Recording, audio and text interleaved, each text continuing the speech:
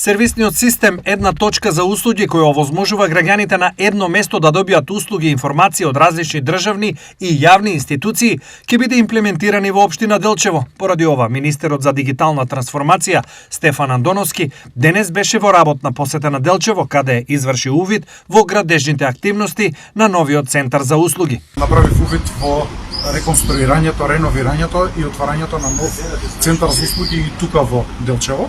Се наоѓа на позната локација за граѓаните во центарот на градот, каде што беше планирано некогаш да биде интернет кафе, за жал никогаш не се реализираше тој проект, но министерството останува посветено да стигне до последниот граѓанин, до секој наш сосед, до секој наш сограѓанин, да ги доближиме услугите на граѓаните до нив и да им покажеме на оние кои што не знаат, не можат да користат дома алатки, компјутери, да им доближиме услугите на центарот за услуги и на услугите на порталот на Министерството за дигитална трансформација. Кои се документи ќе можат граѓаните на Делчево да ги обезбедат со оваа услуга? Повеќе од 300 услуги ќе бидат достапни за граѓаните, од уверение за државјанство, до имотен лист, до потврди за стаж од пензискиот фонд, Агенцијата за вработување и останатите институции, сите кои што се на порталот ќе добијат услуга граѓаните во нашиот центар за услуги.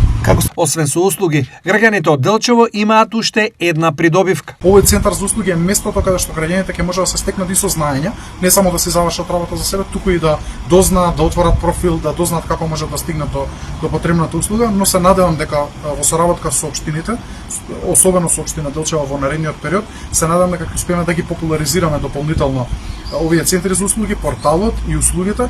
Впрочем, и отварањето на центарот за услуги потекна од советникот Иван, кој што од почетокот на постоењето на Министерството за дигитална трансформација, но и во техничката влада апелираше дека Делчево мора да отвориме центар за услуги за да се доближиме до граѓаните, до повозрастните, до диаспората.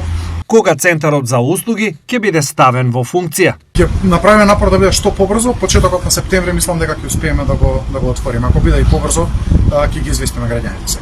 До сега, Министерството има имплементирано 9 вакви центри за услуги, 2 во Скопје и по еден во Охрид, Битола, Куманово, Штип, Кавадарци, Тетово и Егуновци.